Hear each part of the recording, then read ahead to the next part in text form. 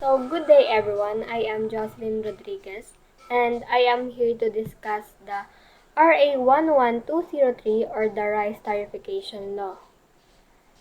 In Section 1, Section 2 of Republic Act number 8178 as amended is hereby further amended to read as follows. In Section 2, the Declaration of Policy.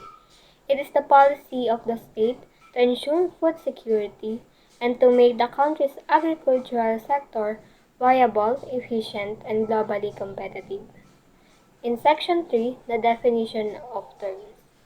Agricultural products refers to specific commodities classified under Chapter 1 to 24 of the Harmonized Commodity Description and Coding System. The ATIGA rate or the ASEAN Trade in Goods Agreement is applicable to importations originating from the Association of Southeast Asian Nations member states. The bound rate refers to the agreed maximum tariffs on products committed by the Philippines to the WTO under the Uruguay Round Final Act.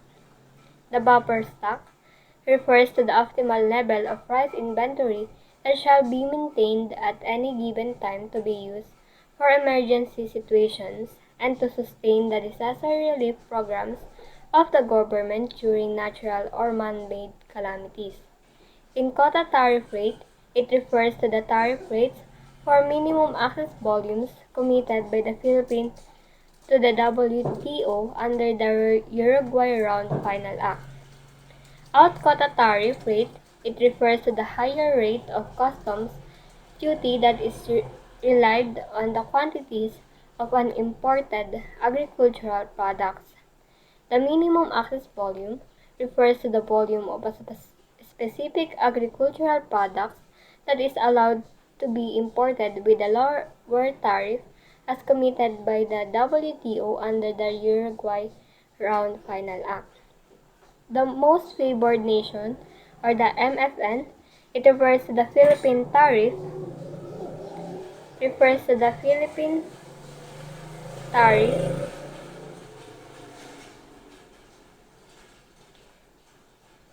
is specific agricultural product that is allowed by the imported with a lower tariff as committed by the WTO.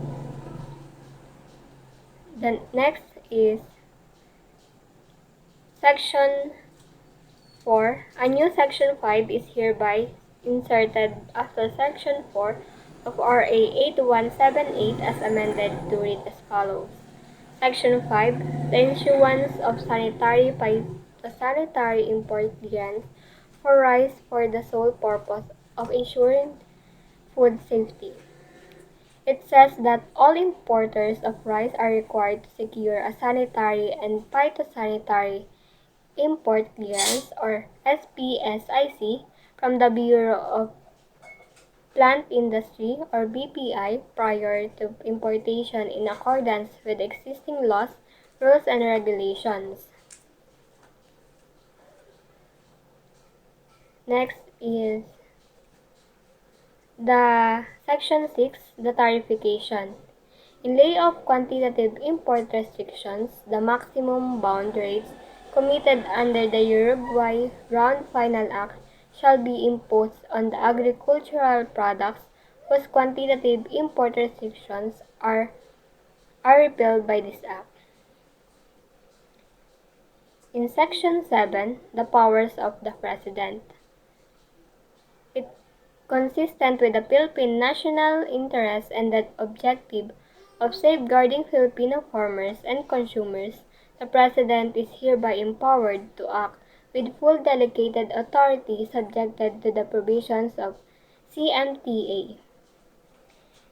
In A, the President may increase, reduce, revise, or adjust existing rates of import duty up to the bound rate committed by the Philippines under the WTO agreement.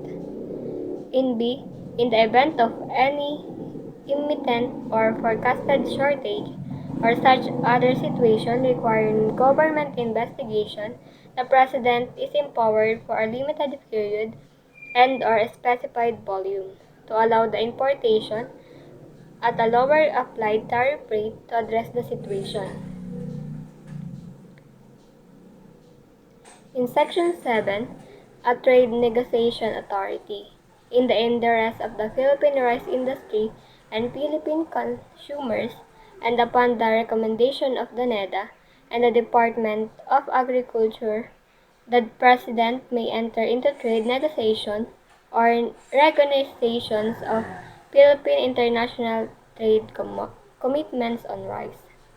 In Section 8, the maintenance of rice buffer stock.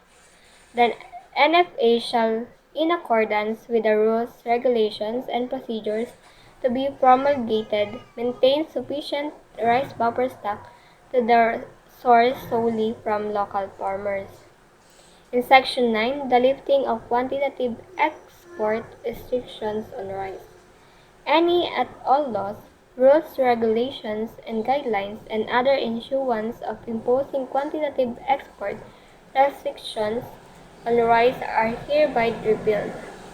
The exportations of rice shall be allowed in accordance with the established regulations and guidelines. And Section 10, the Special Rice Safeguard. In order to protect the Philippine rice industry from sudden or extreme price fluctuations, a special safeguard duty on the rice shall be imposed in accordance with RA number 8800, otherwise also known as the Safeguard Measures Act, and its implementing rules and regulations. Good morning. I am Christine May Alragas and I am here to continue the report of my classmate Jocelyn Rodriguez. Here in Section 11, Minimum Access Volume. The MAV system sets quotas for importing certain agricultural products. This law ensures that the system is fair, transparent, and has minimal government interference. For rice, the quota is set at 350,000 metric tons as agreed upon internationally. In Section 12, Agricultural Competitiveness Enhancement Fund. This fund is created from taxes collected on agricultural imports except rice. It supports agricultural projects and programs, ensuring funds are not limited by budget caps and remain available for farmers. Section 13, Rice Competitiveness Enhancement Fund. A 10 billion peso annual fund is established for 6 years to help rice farmers become more competitive. The funds support 50% for farm equipment and machinery, 30% for rice seed improvement, 10% for affordable credit or loans, 10% for farmer training programs. Excess funds from rice import taxes can be used for financial aid, land titling, crop insurance, and crop diversification. Section 14, Beneficiaries of the Rice Fund. The fund will go to verified rice farmers, farm workers, cooperatives, and associations listed in the government registry. The list will be updated to ensure it includes legitimate beneficiaries. Section 15, Rice Industry Roadmap. A comprehensive plan will be developed within 180 days to improve rice farming. The roadmap will focus on boosting productivity, supporting farmers, enhancing research, and addressing income losses due to rice importation. In Section 16, National Single Window Program, a system to accurately track and collect rice import taxes will be implemented within 180 days, ensuring transparency and efficiency. Section 17, Implementing Rules and Regulations.